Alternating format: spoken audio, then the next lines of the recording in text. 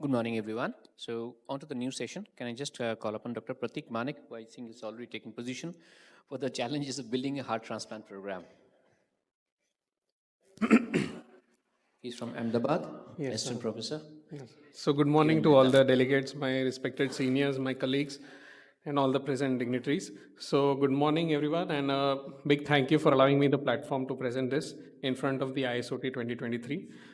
This topic is very close to my heart as well as for our institute, because 𝐿 Mehta Institute of Cardiology and Research Center is extremely passionate about heart transplant and providing this treatment option, especially for the section of the society for which traditionally heart transplant was never a treatment option, either because of financial condition or because of the lack of awareness or because of the lack of availability.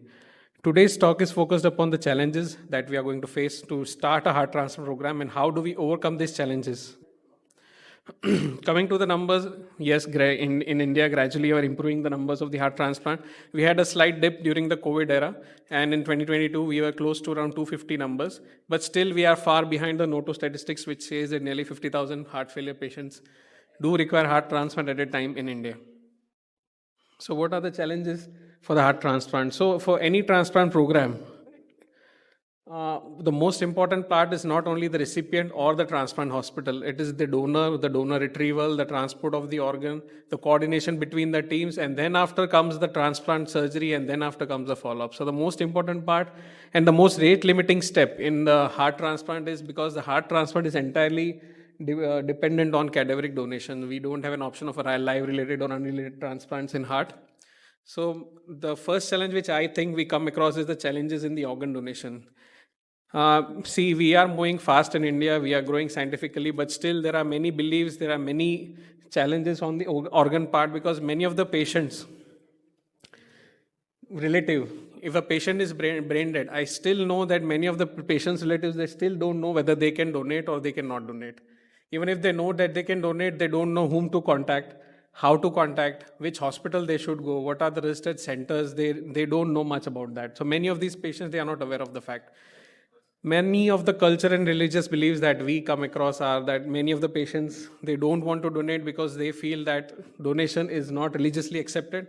Some of the people, they have the culture that they consider heart as the soul of the body. So many of the time they want to donate the organs, but they are not willing to donate the heart of their patient because they feel that they are dividing the body of its soul.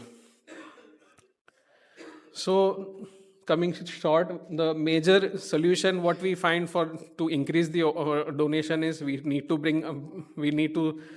bring out the awareness. We need to make them. We need to provide them the options what is brain dead, how donations can be done, whom to contact, how donations are done.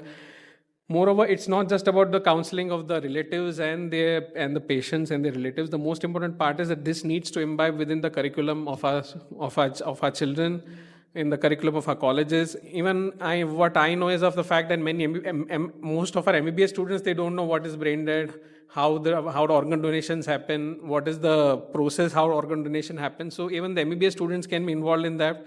We need to make them aware so they can make the societies aware. And we need to make the patient's relative realize the fact that one single organ donor, it helps to save 8 lives of the patient, which is not a small thing. If a patient is dying, then their relatives, they definitely want to help us in some or the other way. Moreover, the state can come out with some of the policies which can incentivize the organ donation, or they can bring about the policies which increase the organ donation. For example, Spain has a very high rate of organ donation, which is around 250 per million. What they have is an opt-in strategy. When it is accepted that if the patient is brain dead, the organs are worth donation, then the patient is considered that he is going to donate. In India, we have opt-outs. We have the opt-in strategy. So if the patient is willing to donate, then he has to opt in to donate. While in some of the places that there's opt-out. So by simply improving this strategy, we can increase the donation. We can bring out public awareness campaign. People look, for example, World Cup is going on. Organ donation can be a part of the World Cup also this time. So any awareness or marketing in any form. I won't say it is a marketing. It is a social duty as well as a social awareness. So any platform, be from the cricketer's side, from the politician's side, from the Bollywood, from the regional films, whatever is going to help us. The state can incentivize organ donation. The relatives can be provided health insurance with reduced premiums. They can be given priorities in organ allocation. They can get a government job. A patient relative who can donate government can prioritize them to get a job, which is again a form of incentive. Though we do not support it, but the state can come out with some of the good policies that can definitely help us. Another most important part, which I always feel, is that management of the donor organ and its retrieval. Many a times we have seen the donors being managed in a remote hospital, or for that matter, even in metro hospitals, we have seen that the patient is being managed. Whenever we look at the monitor, the patient is looking stable, everything is going fine. The moment we put an echo probe, we find out that the heart is not good. The kidneys get retrieved, the lungs get retrieved, the livers get retrieved, but the heart is not good. So, because we know that whenever the brain death happens, there is a 𝐏𝐫𝐚𝐭 surge. There are many physiological changes that directly affect the heart. Moreover, to maintain the pressure, they keep on increasing the afterload sometimes, and that definitely hampers the cardiac function. So this is our Prime Minister, everyone knows Narendra Modi. In the 99th Mann Ki Baat, he said that no organ should go waste. So we need to prioritize and streamline the process of allocation. Timely identification of donor and information sharing is very important. So what are the solutions? So talking about remote places or district places where they want to pursue the program of organ donation, they want to carry out, but they need adequate system, they need adequate infrastructure. They do not have adequate manpower who are trained in the management of the donor. So we can improve the district hospitals. They can become efficient retrieval centers, the donor management centers. Manpower can be trained and adequate infrastructure can be provided by the government for same. And moreover, what we feel is that every district place or at least a zone of any state should have a donor retrieval team so that they can easily retrieve the organs and can hand over to the transplant hospital. So organ retrieval is a standardized protocol, surgical steps where every organ has an entire team, all the teams need to coordinate. Some team is reaching at some time, some other team is reaching at the other time. So to avoid all these confusions and miscommunications, what we feel is that every district place can have an organ retrieval team. They can just retrieve the organ at a time, they manage the organ well, they retrieve the organ, just hand over the organ to the transplant hospital. So then the entire process becomes streamlined. Moreover, many centers, they want to start the transplant program, but there are no adequate backup facilities like immunopathology labs, the biopsies. There are no adequate manpower trained to understand the immunology, the HLA mapping and everything. So the state can come up with a reference laboratories. For a smaller state, it can be a reference lab, a single lab, or for a bigger state, there can be zone-wise labs. And they can run 24/7, so then they can provide adequate backup facilities to get cross-matching, to detect donor-specific antibodies, pre-op HLA cross-matching and all. So that will also help us in overcoming the challenges of transplants. The next most important part, the donor organ transport. So as we know, for heart transplant, the ischemia time is very important.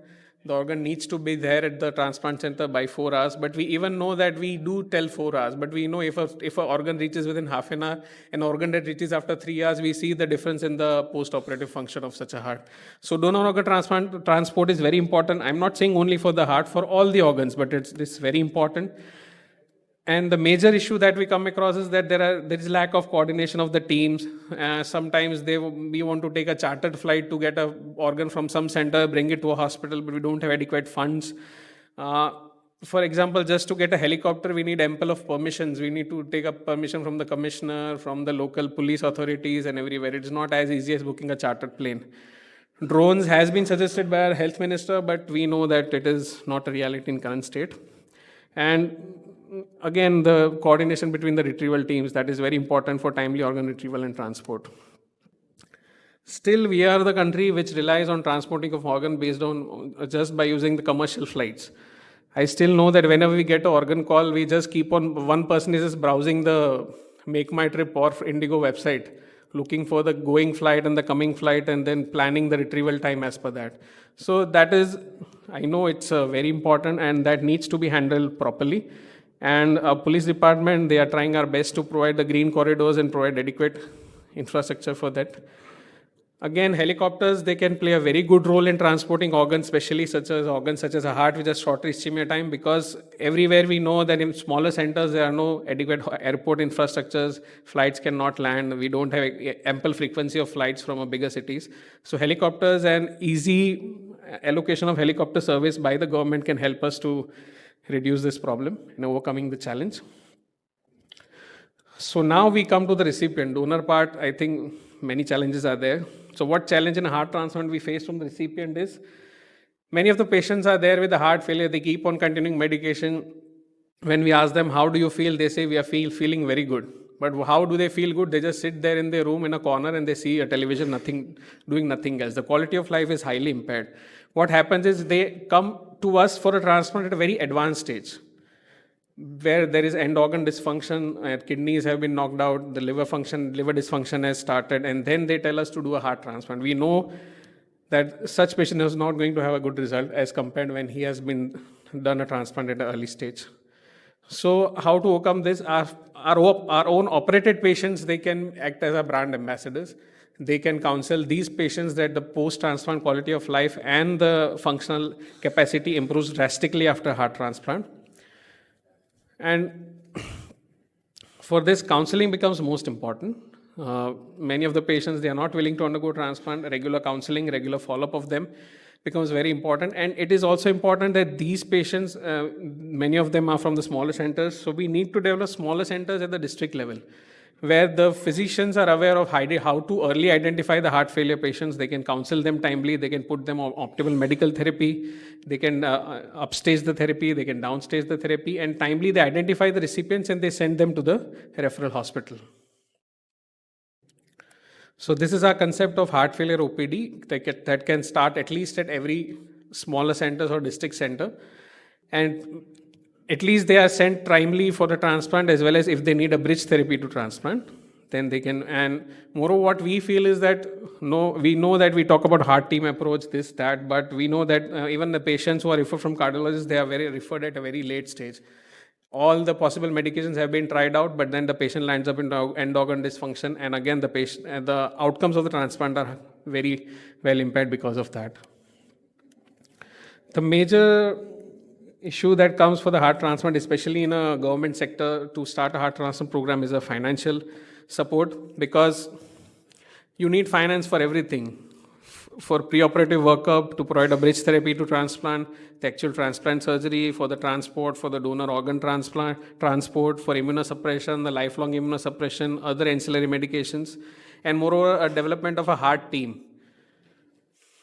Because see, for a heart transplant in a private sector, we know on an average the packages are around 25 lakhs. This is just for around 15 days.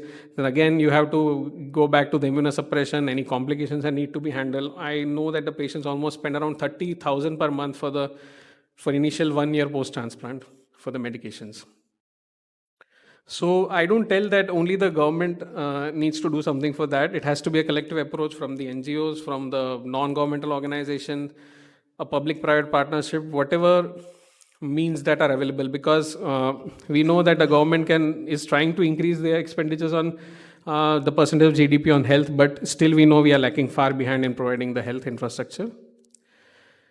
More important, apart from the finance, the major finance that we need is for the heart transplant infrastructure. We need a good operative theater, we need a good ICU, we need a barrier ICU, we need a good quality nursing staff who can handle this patient. So we are fortunate enough, with the support of the government of Gujarat, we are able to provide a good infrastructure for our patients coming for the heart transplant. We have a good high-end modular cardiac OT and a double barrier ICU, which provides a good isolation and good post-operative care of these patients. Moreover, all the facilities of ECMO, of continuous hemodynamic transesophageal echocardiography monitoring, IBP and everything, all the facilities are available.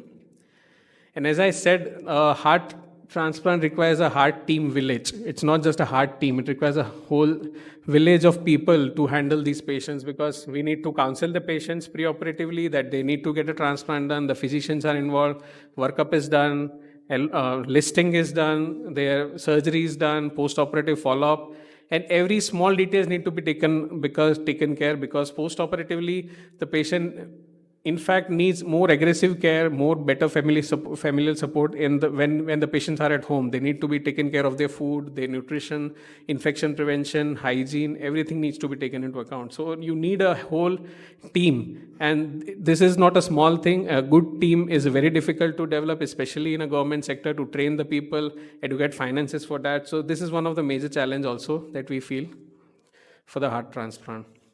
So coming to the summary, the heart transplant is not just a recipient donor, it is also the transplant professionals and entire infrastructure as well as the entire process, which comes with many of the challenges, and we need to overcome these challenges soon.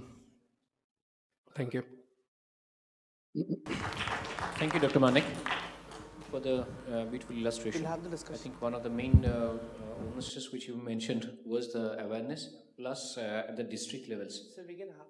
Because by the time the team reaches the district levels, or the team is aware, I mean the donors are aware, by the time it's a great crucial time which is lost and we lose the. Thank you.